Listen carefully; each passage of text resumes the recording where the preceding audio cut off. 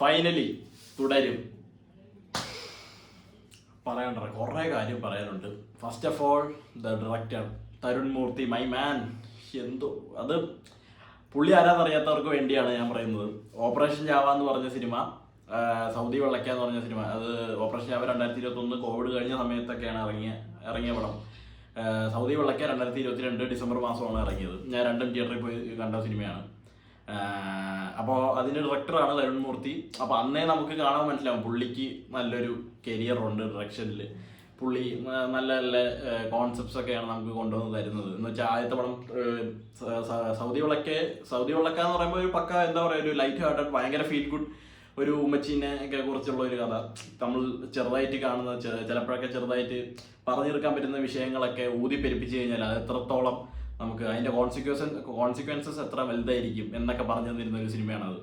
And operation Java അത് പറയാതിരിക്കാൻ പറ്റില്ലേ. അത് ഗവൺമെൻറ് സർവീസിനെ കുറിച്ചും അവിടെ ടെമ്പററി ആയിട്ട് ജോലി ചെയ്യുന്ന ജീവനക്കാരെ കുറിച്ചും അവർക്ക് പിന്നീട് ജീവിതത്തിൽ എപ്പോഴാണ് അവരുടെ ജീവിതത്തിൽ ഒരു കോമയോ ഫുൾ സ്റ്റോപ്പോ വരിക എന്ന് പറയാൻ പറ്റാത്ത ആ ഒരു കോൺസെപ്റ്റ്. അത് ലുക്മാനും ബാലു വർഗീസ് എന്ന് വെച്ചാൽ ആ പടത്തിൽ പല സൈബർ കുറ്റകൃത്യങ്ങളും അതിൻ്റെ തെളിവെടുപ്പും കേസും കുറേ കേസ് അന്വേഷണവും വേറെ കുറേ പരിപാടി എല്ലാം കാണിക്കുകയാണെങ്കിൽ end of the day the whole story was all about Lukman Avaran and Balu Varghese characters. അവരുടെ ക്യാരക്ടറിനെ കുറിച്ചാണ്, അവരുടെ കഥാപാത്രത്തിൻ്റെ പേര് ഞാൻ പറഞ്ഞു ഈ സിനിമയിൽ.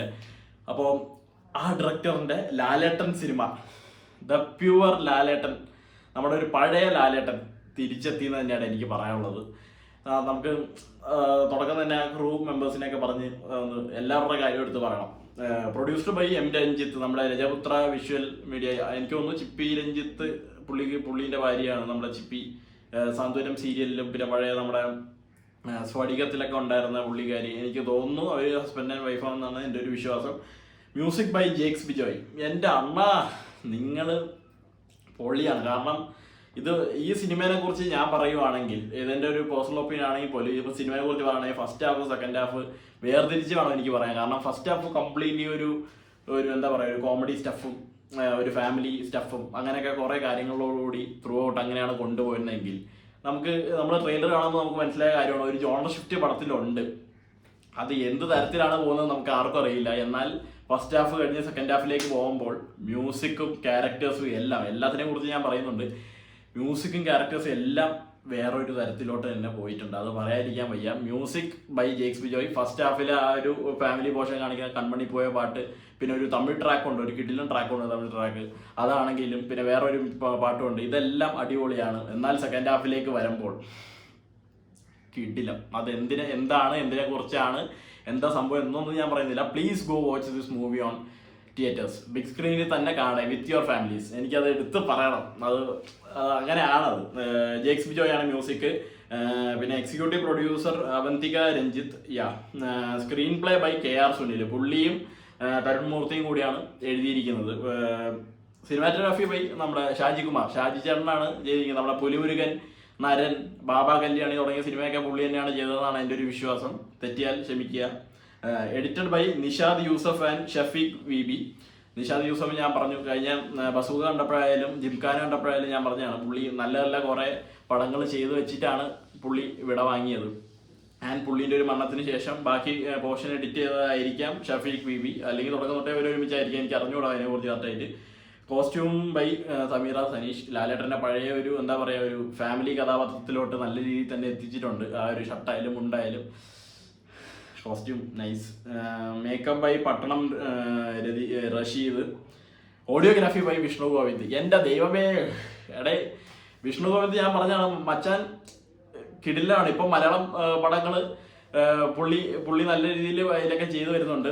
മച്ചാൻ ഇനിയിപ്പോൾ എന്താ പറയുക, ഇനി അടുത്ത നല്ല നല്ല സിനിമ ഒക്കെ ഉണ്ടാവുമായിരിക്കും. ഓഫ്കോഴ്സ് ഉണ്ടാവും. ഇതിൽ തുടക്കത്തിൽ ഒരു സംഭവമുണ്ട്, ഒരു മണ്ണിടിച്ചിലിൻ്റെ ഒക്കെ ഒരു പോർഷൻ കാണിക്കുന്നുണ്ട്. അവിടെയൊക്കെ സൗണ്ട് ഡിസൈൻ ചെയ്തിരിക്കുന്നത് രഹസ്യം കിട്ടില്ല. നമ്മുടെ ഒരു അറ്റ്മോസ് ഔട്ടിലാണോ വന്നത് എനിക്കറിയില്ല. IAB ഏതാ 7.1 ആണോ അറ്റ്മോസ് ആണോ എനിക്കറിയില്ല. ജിഗ് ഒരു ഇടി ഉണ്ടായിരുന്നു. അത് മ്യൂസിക്കിൻ്റെ കാര്യത്തിലാണെങ്കിലും ഓഡിയോഗ്രാഫിയിലാണെങ്കിലും അതുണ്ട്. അപ്പോൾ പ്രൊഡക്ഷൻ കൺട്രോളർ ഡിക്സൺ പൊതുദാസ്. ഇനി നമ്മുടെ ക്യാരക്ടേഴ്സ്. ലാലേട്ടൻ, എൻ്റെ പൊന്നോ,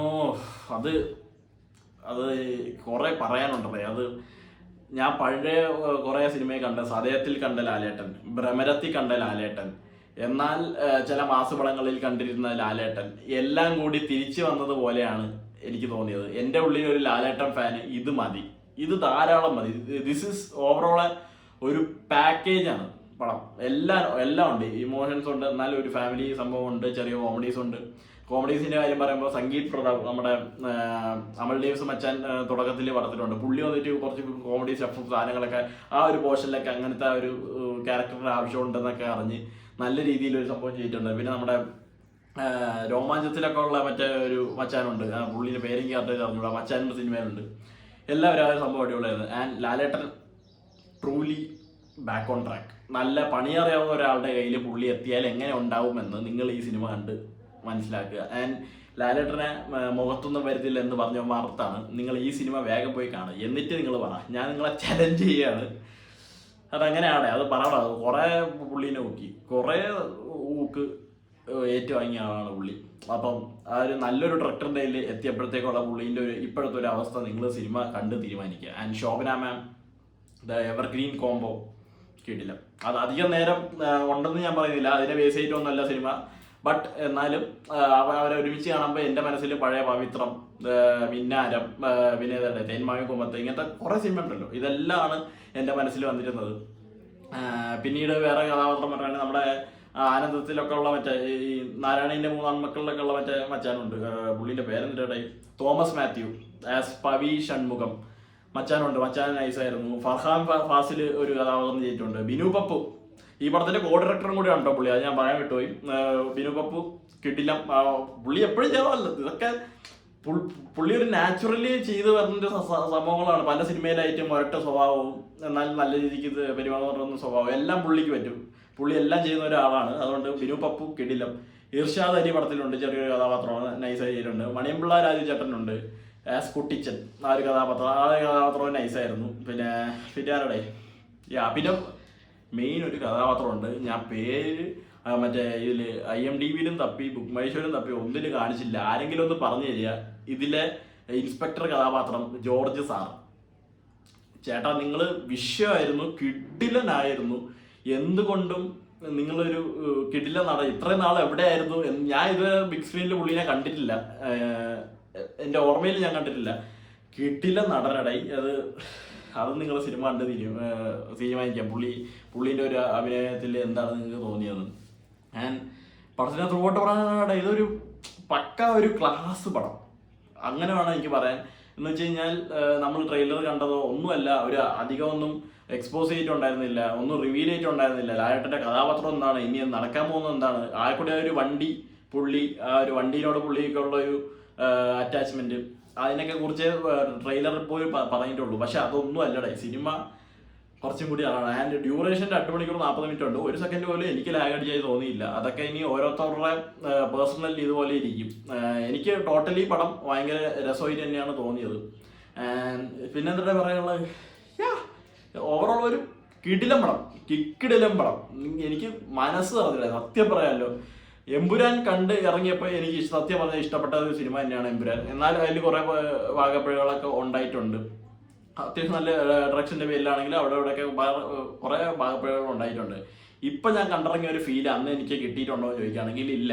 അത് ഉണ്ടെന്ന് പറഞ്ഞു കഴിഞ്ഞാൽ അതൊരു കള്ളമായി മാറും. അതുകൊണ്ട് തന്നെ ഞാൻ പറയുകയാണ്, നേര് കണ്ടിറങ്ങിയപ്പോൾ ഒരു എന്താ പറയുക, നമുക്ക് മനസ്സിലൊരു ഇതുണ്ടായിരുന്നു. എന്താ വെച്ച് കഴിഞ്ഞാൽ ആ പ്രശ്നങ്ങളൊക്കെ തീരുമ്പോൾ ആ സ്റ്റോറി വൈസിൽ ആരുടെ കഥാപാത്രം വൈസും എല്ലാം നമുക്ക് ഇതുണ്ടാവുകയാണെങ്കിൽ ഈ സിനിമയിലോട്ട് തുടരും എന്ന് പറഞ്ഞ സിനിമയിലോട്ട് വന്നപ്പോഴത്തേക്കും ലാലേട്ടൻ നമ്മുടെ ഉള്ളങ്ങ് പിടിച്ച് കുലുക്കി എന്ന് തന്നെ പറയണം. ശരിക്കും അതിൽ സിനിമാറ്റോഗ്രാഫി ഒരു DOPയിൽ കുറേ കാര്യങ്ങൾ അവർ ചെയ്തിട്ടുണ്ട്. മ്യൂസിക് വൈസ് നോക്കുകയാണെങ്കിൽ ജെയ്ക്സ് ബിജോയ് നമ്മളെ ഇങ്ങനെ പിടിച്ച് ഇങ്ങനെ കുലുക്കിയിട്ടുണ്ട്. അപ്പോൾ ആ ക്യാരക്ടേഴ്സും ആ സ്റ്റോറിയും എല്ലാം കൊണ്ടും ദിസ് ഒരു തരുൺ മൂർത്തിൻ്റെ ഒരു വിഷനാണ് ഈ സിനിമ. പുള്ളീൻ്റെ ഒരു മനസ്സിലുള്ളൊരു ലാലേട്ടൻ എന്ന് വെച്ചാൽ പഴയ വിൻറ്റേജ് സാധനങ്ങൾ വരാനുള്ള ഒരു സംഭവങ്ങൾ പുള്ളി പിടിച്ചിട്ടുണ്ട്. എന്നാലും മാസ് എലമെൻസിന് വേണ്ടി മാസ് പോലത്തെ ഒരു സംഭവങ്ങളൊക്കെ പുള്ളി ചെയ്തിട്ടുണ്ട്. ഒന്നും പാളിയതായിട്ട് എനിക്ക് പേഴ്സണലി തോന്നിയിട്ടില്ല. അതാണ് എനിക്ക് ടോട്ടലി പറയാനുള്ളത്. ആൻഡ് നിങ്ങൾ ഒരു സിനിമ നോക്ക്. ഞാൻ ഷാജി ചേട്ടൻ്റെ DOP വേറെ കുറച്ച് കാര്യങ്ങളുണ്ട്.